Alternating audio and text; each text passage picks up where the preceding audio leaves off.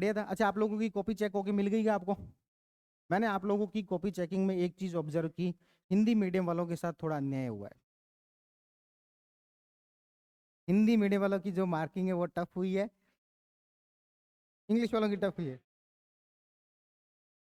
वो देखो, वही वही वही, बस वही मैं आपको बताना चाह रहा था कि ये जो कॉपी चेकिंग के अंदर जो सब्जेक्टिविटी है ना, कि भाई मेरी कॉपी में मैंने जो लिखा था साथ वाले ने भी बिल्कुल वैसा ही लिखा था, उसको तो 2 में से 1.5 दे दिए और मुझे एक ही दिया है या 0.5 दिया है, ये सब जगह ही रहेगी। हम कोई भी ऐसी मशीन नहीं बना सकते जिसमें कि सब एग्जामिनर्स को ये समझा दिया जाए कि आपको इतने ही मार्क्स देने। कोई मशीन नहीं बन सकती। आजकल पेन कौन सा यूज की बात करते हैं, तो आजकल जो है वो एक टूल आते हैं, बहुत सारी कोचिंग आजकल इसको यूज करने लग गई है, एआई से कॉपी चेक कर, आर्टिफिशियल इंटेलिजेंस से कॉपी चेक, उसमें भी ये प्रॉब्लम देखने को मिलती है। आर्टिफिशियल इंटेलिजेंस जो है ना वो एक लिमिट तक ही सही है। आपको ये कभी मान लो चैट जीपीटी वगैरह का आप यूज, अच्छी बात है, करना भी चाहिए, लेकिन उसके पूरा भरोसे मत रहना, उसको मैनुअली कर लिया करो एक बार। आप उसे पूछ के देखो कि भाई राइट टू लाइफ कौन से आर्टिकल में है, वो कहेगा आर्टिकल 21 में है। आप उसको कहोगे नहीं नहीं आर्टिकल 19 के अंदर है, वो कहेगा ओहो सॉरी सॉरी आर्टिकल 19 में है। हाँ, वो ऐसा करता है वो। आप उसको एक बार कह दो नहीं नहीं तो आर्टिकल 19 के अंदर है, वो कह देगा हाँ हाँ हाँ गलती हो गई, आर्टिकल 19 में ही है सर। आप जैसा कह रहे हो वो सही है, आप दिन को रात कहोगे हम रात। हाँ, कर देते, चेंज कर देते। मैं कौन सा एक वो टॉपिक था उसके लिए मैं देख रहा था, बढ़िया से कोई कोटेशन ढूंढूं, मैं एक बढ़िया सा, उसने बहुत अच्छा कोटेशन दिया और उसके सामने लिख दिया महात्मा गांधी। मैंने उससे पूछा, मैंने कहा यार मैंने महात्मा गांधी के इतने कोटेशन पढ़े हुए हैं, मैंने 2-3 उनकी बुक्स पढ़ी हुई है, सत्य के साथ मेरे प्रयोग, स्वराज, वो सारी बुक्स मैंने पढ़ी हुई है कि मेरे गांधीयन स्टडी के अंदर मैंने फिलो वो एम फिल की है। तो मैंने कहा ये कोटेशन मैंने आज तक नहीं सुना। मैंने तो पूछा कि यार और कि ये जो स्टेटमेंट है महात्मा गांधी की, उसने कहा नहीं नहीं एग्जैक्ट नहीं पता मुझे। ब्लफिंग कर रहा था, किसको क्या ही पता होगा, क्या ही पता चल रहा। ब्लफिंग कर रहे थे वो भी, तो इसलिए कह रहा था कि इसके पूरे भरोसे हम जो है वो मशीन के ऊपर नहीं रह सकते, तो आदमियों के ऊपर तो क्या ही भरोसा कर सकते हैं कि वो बिल्कुल जो इक्वालिटी है कि हाँ जितने जैसा लिखा है उसी प्रकार के मार्क्स आ। ठीक है, तो ये आपके वहां पर भी होगा कि हाँ आपका सेंटर अजमेर आया है या फिर कोटा, वहां पर भी हो सकता है। इसलिए अच्छा, और बहुत सारे स्टूडेंट ऐसे भी आते हैं, जैसे कल अर्चित ही आया, उसने कहा कि सर कुछ लोग 4 घंटे में पेपर लिखते हैं, मैं तो 3 घंटे में लिख लेता हूँ, मेरे को तो नुकसान हो रहा है। या फिर किसी ने कहा कि सर वो आप लोग जो डेली वाला पेपर है वो पहले अपलोड कर लेते हो, कुछ लोग जल्दी लिख लेते। क्या फर्क पड़ जाएगा भाई, यहाँ मार्क्स लाके क्या फर्क पड़ जाएगा, किसको दिखाना है आप लोगों को? हाँ, फर्क नहीं पड़ता। मुझे फर्क नहीं पड़ता कि मेरे यहाँ पर कितने मार्क्स, मुझे फर्क पड़ता है सिर्फ इस बात से कि आरपीसी में कितने मार्क्स। ठीक है ना, तो यहाँ पर मार्क्स लाके क्या फर्क पड़ जाएगा, 4 घंटे में 3 घंटे में, उसे कोई फर्क नहीं पड़ना चाहिए आप लोगों को। आपको जैसे अर्चित ने फिर आगे, अर्चित ही नाम है ना आपका, तो अर्चित ने एक और अच्छी बात कही कि सर मेरा पेपर पूरा नहीं हो रहा। तो मैंने इनसे पूछा कि भाई कैसे, तो बोले कि मैं सर पूरे 3.5 घंटे जितने मिलते हो, और पिछली बार मेरा जो 40 नंबर का पेपर छूटा था इस बार 30 नंबर का छूटा है, या फिर 30 का छूटा था 20 का भी इस बार 20 का, ऐसे कुछ था पहले वाले कंडीशन, सेकंड वाले कि पिछली वाला पेपर जो 40 नंबर का छूटा था इस बार 30 नंबर का छूटा है, बस यही तो मैं नहीं कह के गया कि ये प्रॉब्लम है, तो कोई प्रॉब्लम ही नहीं है, क्योंकि अगला जो पेपर होगा उसमें आपका पेपर 25 नंबर का छूटेगा, उससे अगला जो होगा उसमें 20 का छूटेगा, 5-6 पेपर तक आते आते आप जीरो पर आ जाओ। यदि आपका अभी कोई ये चाहता है कि मैं पूरे 3.5 घंटे में ही पेपर लिखूं, तो ये अच्छी बात है, तो भी कर सकते हो। ये जो हमने रिलैक्सेशन जो दिया हुआ है कि आप बस पेपर पूरा लिखो, वो केवल उसलिए है ताकि एक बार सारे क्वेश्चन आप गो हो जाओ, जो क्वेश्चन नहीं आते उसको पूरी तरीके से बस छोड़ के ना जाओ कि टाइम नहीं था, वो बहाना दिमाग को मत दो कि टाइम नहीं था इसलिए छोड़ के आ गए। इसलिए हम आपको कह रहे हैं कि एक बार तो बस पेपर पूरा लिखो तो सही। टाइम पर बात करेंगे 5 पेपर के बाद।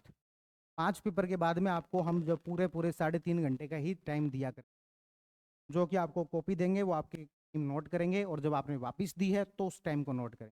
यदि आपने 3.5 घंटे से 1 मिनट भी ऊपर लिया तो आपकी कॉपी चेक ही नहीं होगी, चेक करेंगे ही नहीं। 3.5 घंटे में जो पेपर जमा करा देगा वही उसी की कॉपी चेक होगी, और टाइम लिखेगा कौन, जो कॉपी दे रहा है वो।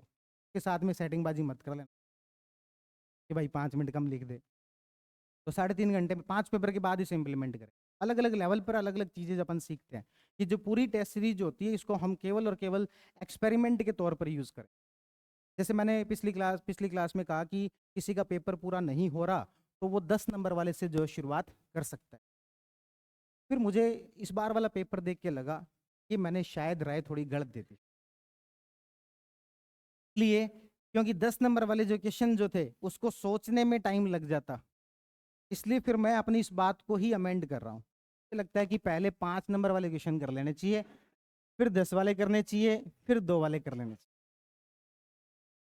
अपनी बात को मैं अमेंड कर रहा हूँ, क्योंकि इस बार वाला जो पेपर था एथिक्स का उसमें 10 नंबर वाले सारे क्वेश्चन ऐसे थे जिसमें कि ढंग से सोचना पड़ रहा है। उसके बाद में भी हो सकता है कि आपको पर्टिकुलर वो चीज़ आंसर उसका ना मिले। तो मुझे खुद को कई आंसर तो ऐसे लगा कि यार इसका तो कैसे लिखेंगे। जैसे आपके था सोशल ऑडिट वाला क्वेश्चन आया हुआ है, उसमें था कि जुडिशरी में और हर जगह पर सोशल ऑडिट को लेकर प्रॉब्लम। उन्होंने क्वेश्चन बनाया तो मैंने कहा यार इसका आंसर तुम खुद लिख के बताओ, जुडिशरी के अंदर सोशल ऑडिट को आप कैसे जो हो आप करवाओगे। तो फिर हमने उसके बारे में और पढ़ा तो एक्चुअल में सोशल ऑडिट मैं भी इतने दिन से एक तरीके से गलत था। सोशल ऑडिट का मतलब केवल समाज के द्वारा किया गया ऑडिटिंग नहीं होती है। सोशल ऑडिटिंग के अंदर किसी भी कंपनी या किसी भी जो कि स्टेट के वेलफेयर के लिए जरूरी होता है उसको पूरे को सोशल ऑडिटिंग है। मैं अभी तक उसका ये मतलब निकाल रहा था कि सोशल ऑडिटिंग का मतलब समाज के द्वारा की गई होती है। मैंने उनसे कहा कि जुडिशरी के अंदर सोशल ऑडिटिंग कैसे होगी, वो आप कैसे प्रूव करोगे, जो क्वेश्चन की जो लैंग्वेज। उन्होंने कहा कि सर ये तो यूके में आया क्वेश्चन, हमने अपनी तरफ से तो मुझे लगा कि है तो सही, इसका मतलब अपने कुछ कॉन्सेप्ट के अंदर प्रॉब्लम है। तो उसको पढ़ा कि सोशल ऑडिटिंग होता क्या है, एक्चुअल उसकी डेफिनेशन क्या है।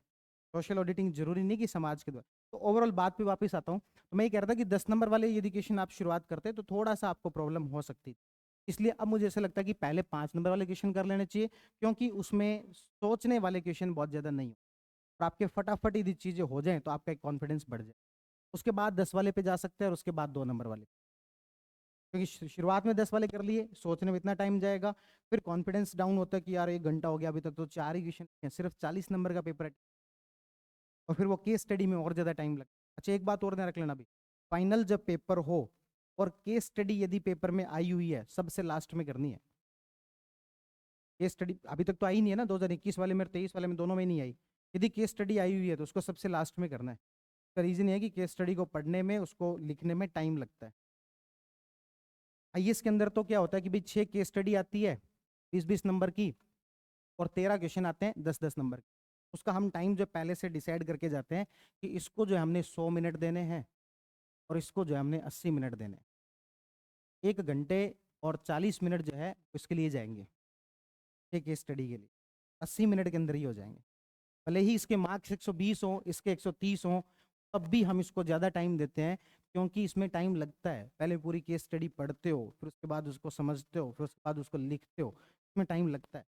तो वहाँ पर भी टाइम इसी तरीके से अलॉट किया जाता है कि इसको थोड़ा ज़्यादा टाइम लगेगा। इसलिए केस स्टडी यदि पेपर में आई हुई है तो उसको सबसे लास्ट में करना, उसको बीच में उठा के बैठ गए और हो सकता है बाकी पेपर जो आसान था वो आपसे छूट जाएगा। एथिक्स में यदि केस स्टडी आए तो उसके क्या करना है, सबसे लास्ट में करना। बात क्लियर है? अब बता दो भाई, कोई और कोई छोटे मोटे कोई इश्यूज बचे हैं तो फिर अपन पेपर डिस्कशन शुरू करें, कर सकते हैं शुरू।